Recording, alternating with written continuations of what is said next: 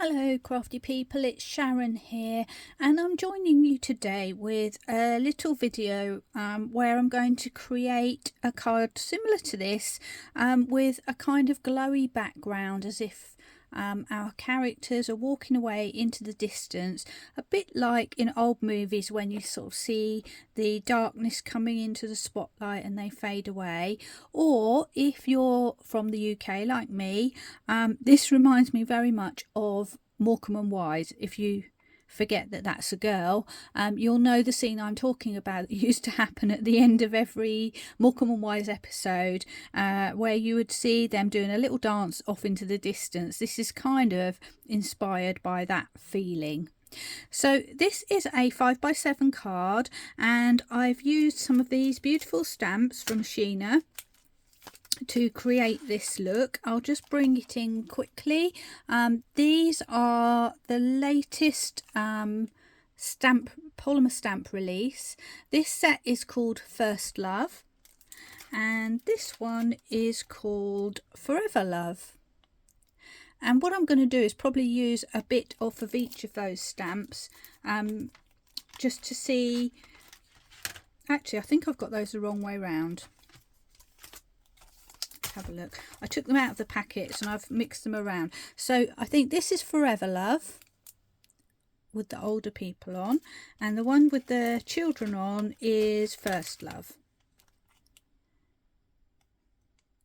There we go. So let's begin. We're going to create this using ink pads, blending brushes and zero colouring, which is lovely.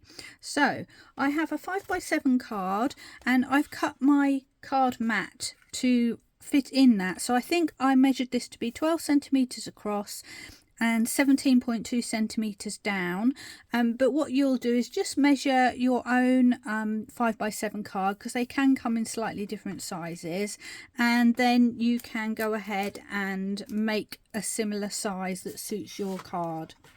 I've also got here a little scrap of spare card, which will probably be off camera a little bit, but I'm going to use that to dab off excess ink, so that hopefully if I bring back my other card, you'll get sort of a smoothish blend rather than too many blobs and things on there.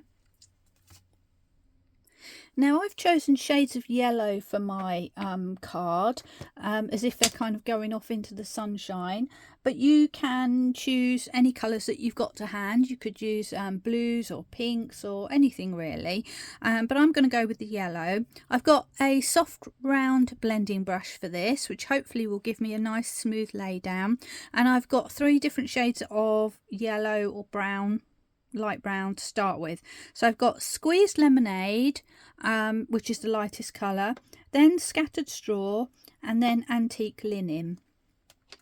So let's just get those out of the way for the moment. I'll tell you what we'll do first. We'll actually put down a little bit of ground line, and for that I've picked grey. For me it happens to be a Harmony ink pad, because that's what I've got. So let's just grab some of that, again round blending brush, picking up some of that and just dabbing off in case there's any excess. And I'm just going to start bringing some ink in from the bottom, and initially you probably cannot see it or can barely see it, but I guess the key here is not to go in too heavily. You've just kind of got to keep it light and let the ink gradually build up by itself. So hopefully you'll start to see now that we're getting some of that appearance of grey at the bottom, and I'm not making a dead straight line. I'm just letting it kind of fade out. I quite like that look where there's a sort of slight whitish gap between the ground line and the horizon. It almost gives a sort of a glow effect, and also it's sort of more natural rather than using a mask and doing a dead straight line. Now I'm just going in and going backwards and forwards or up and down, just to straighten off that top area, but also letting it fade out. And then we've got somewhere to put our people. And now I'm ready to start going in with my yellows. So starting off with my very palest one, which is Squeezed Lemonade, and my brush. I'm just going to dab off to the side and just very lightly, barely touching and skimming, just starting to make a circle in the middle. Now you won't be able to see this, I can barely see it to be fair, but the ink is there, and all we're going to do is just let that start to lay in a circular sort of fashion and bringing it down to the bottom where the ground line is. And maybe now you might just be able to start to see that that yellow is starting to softly appear. And the key with it is that we don't want to go in too heavy-handed, because if we do that we're going to end up with something that has blobs in, and I'm almost trying to look for a very smooth transition, almost airbrushed if you like. So you kind of just got to be patient with it and keep going in there, back and forth, and just getting larger and larger.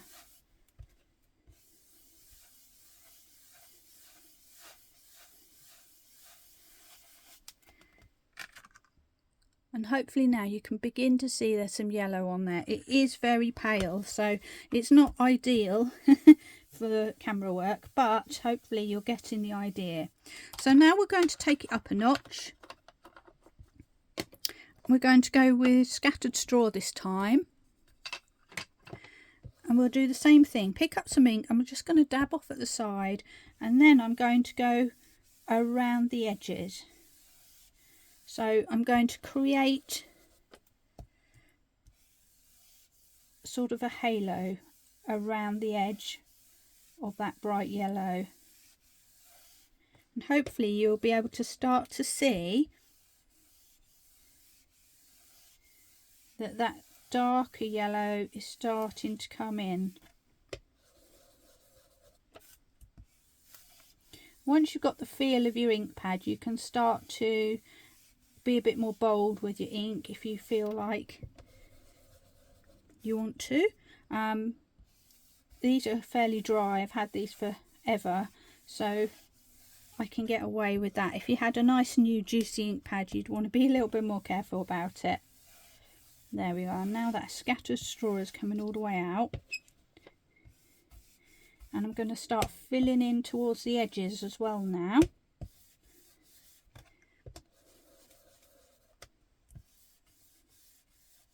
And you could do this with oxide if you wanted to. You just get a more chalky effect, I guess.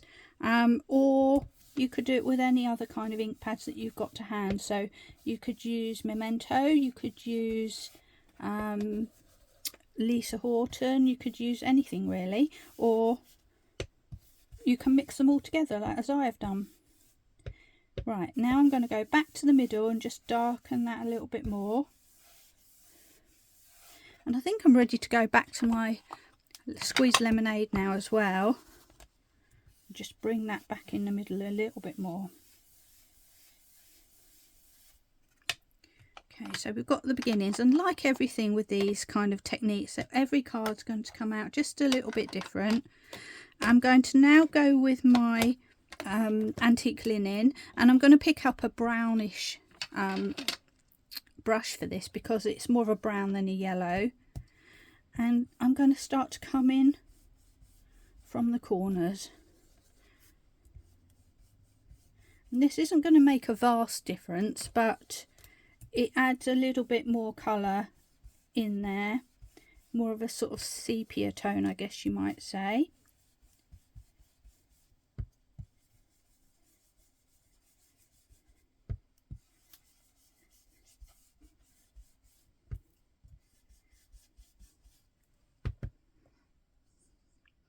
And I'm just going to bring it in at the sides here as well. I'm pressing a little bit harder now because I'm putting a little bit more colour down there. And of course you can twist and turn your paper to make it more comfortable for you. Okay, and I do feel like we need to go in a bit stronger with the scattered straw again. So it's just a case of really playing backwards and forwards with your colours. So now I'm really pushing that in there.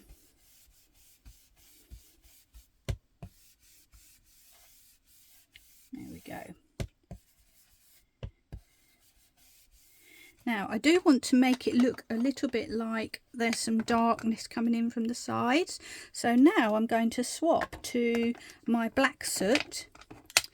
And this time I've got, you can use these this sort of brush if you prefer, but I've got more like a paintbrush type stencil brush, which I can use to just add more direction, if you like. And I'm just going to grab a piece of, got a nice smudge there, but it won't matter. I'm going to add, just hold on with a piece of card just so that I don't make too many fingerprints. And now I'm going to pick up my black and start filling in from the corners. And as soon as you do that, without putting too much down, you can actually give that impression that suddenly we're sort of heading into darkness, and the yellow in the middle is suddenly going to start to pop.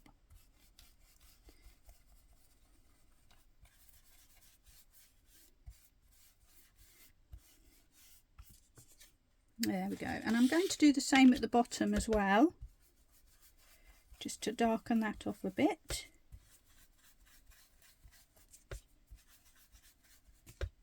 And it barely takes any ink at all to add that effect. I feel like I need to soften that there. And if you just keep going with your brush, it will just take off a little bit and a little bit, and then it will really start to fade out. And if you wish, you can just really go with your black in the darker corners. There we go. And now we've kind of got this sort of tunnel effect going on. And because we put that, what was it called? Antique linen underneath, we've maintained a sort of brownness underneath this black rather than it just being a solid black, which gives a really nice effect. So with these colours that are translucent, you can sort of layer one on top of the other.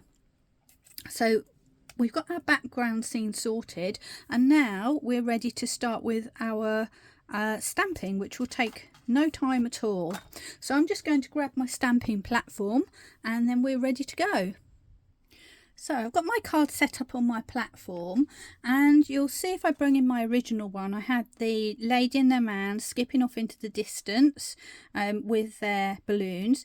And for this one I thought I'll just change it up a little bit and use one of the other stamps. So I've got the little family here, and all I'm going to do is place those sort of roughly in the middle and just over the baseline here.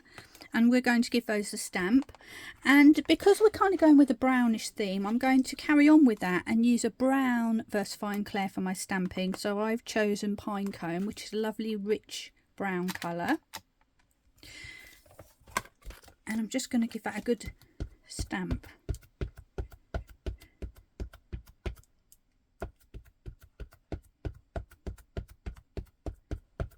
There we go. Just flip that onto my card, give that a lovely little press down. That's the first time I've used this particular stamp, so let's see how that comes out. With VersaFine, it's always a nice idea to just give it a second or two to sink in to the paper. So that's what we're doing now. We're going to just gently lift. And there we are, we have a beautiful outline stamp. And whilst I've got my platform here, I'm going to pick a sentiment.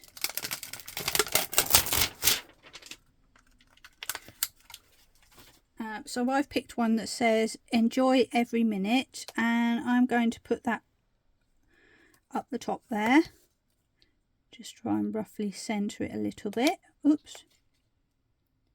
And I'm using the same brown to stamp that in place.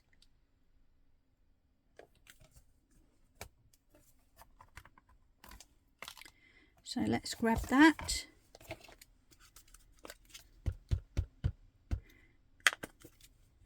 And stamp away. I've just chosen this one because it's a fairly central stamp, the main image. I kind of want to keep that flow going upwards. If I put something in the corner here with a sort of more square shaped sentiment, it might not flow so well. So I've gone with a slightly different sentiment, and that's now stamped in the middle there. And now I'm going to take my card out, and I'm going to add some texture down at the bottom to break up this bottom surface area. And for that, there's a handy little stamp in here, which I'll flip it over. This one here, which is just really a little bit of texture. And what I need to do is get a scrap of old paper. That will do. And an acrylic block now, because what I want to do is be able to move this around. So I'm just sticking that on there, not worrying about if it's straight or anything like that. Coming back to my VersaFine, I'm just going to ink this portion on the side here, and I'm going to stamp off, flip upside down, and then start to add some of this texture. So again, I'm stamping off, I'm going to bring it out to the edge as well.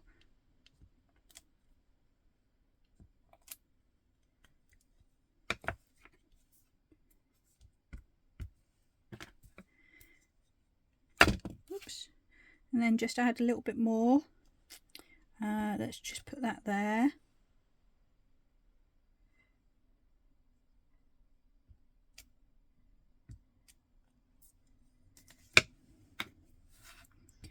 And then I could just pick up some of the bits without the fine line and maybe just do an actual first generation stamp.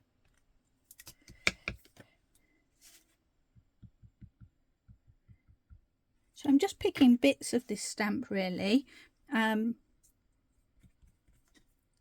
suit me.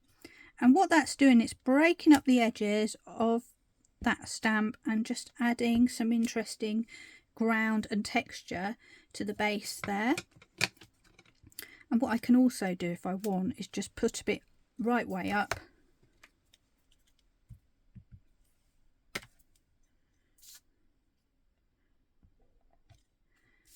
There we go, to add a little bit more interest on the edges and take that right to the edge there.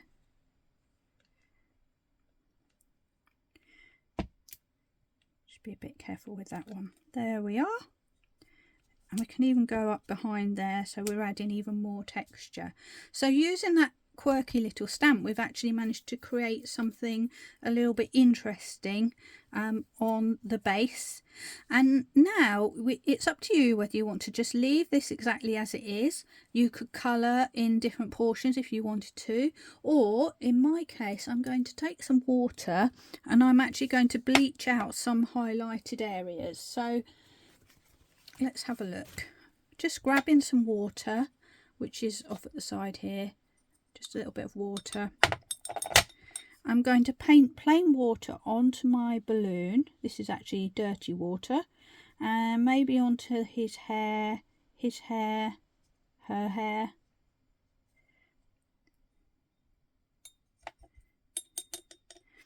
And just let some of that ink lift.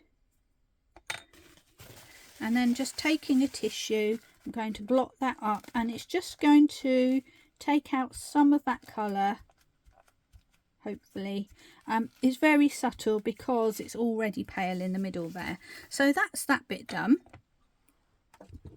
And the next thing that I want to do is add a faux border around the edge of my card so that I can then go ahead and mount it onto my main card. So if you take a look at this, it's really a matter of personal choice. We could do some doodling around the edge. In fact, let's do that. Let's do something different. So if I flip this over, this is my main card. On this one, I've drawn a faux line with an alcohol mark around the edge. You've then got the option to just leave it completely plain like that, which also looks nice. or we can add a bit of doodling around the edge.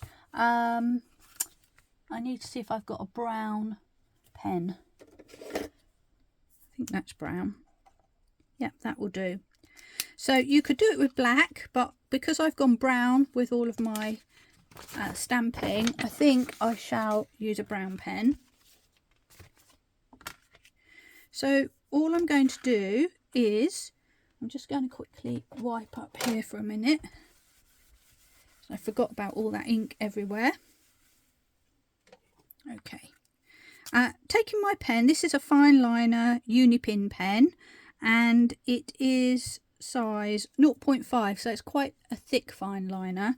I'm going to take my pen and just drag it down the edge of my card, going round each side, holding the pen fairly relaxed. I'm not trying to get a dead straight line. In fact, I want a nice bit of wobbliness, and that kind of matches with the sketchiness of the image in the middle. And then I'm going to go over those lines again, wobbling slightly in a different direction. And we've just created something there that is going to frame our little picture a little bit more. There we go. And then all that remains to do, very simply, is to attach our final image to the card. And there we have a lovely, very simple airbrushed effect background for any of your characters with these sets, or any that you've got elsewhere. So I hope you enjoyed that. Thank you for watching, and I hope to see you again soon. Bye.